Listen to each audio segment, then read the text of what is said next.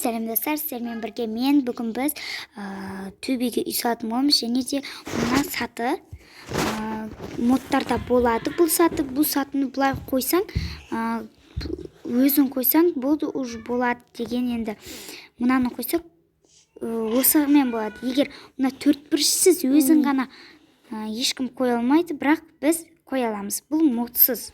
Бүгін біз қоятын боламыз. Бірінші заттарды түгелдейік.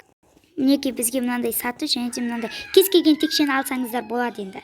Енді біз тағыдай жазамыз. Barrier деп жазамыз. Так, give дейміз.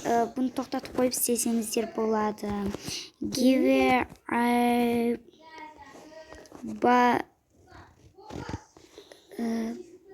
barrier.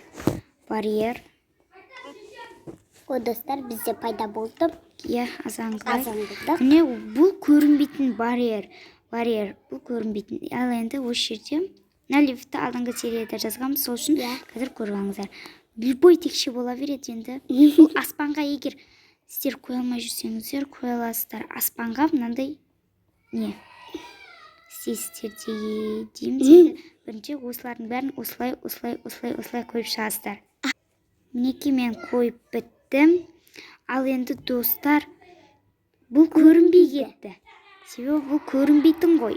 Енді достар, мынаны қоямыз. Бұл қойылады. Көрдіңіздер ма? Сөйтіп арқадағы текшені бұзсақ болады. Бұзуға болады.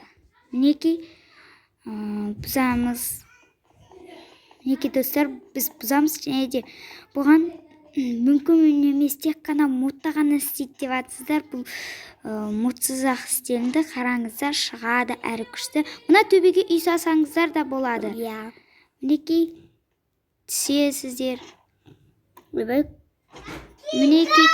Міне енді достар, әдем шықты.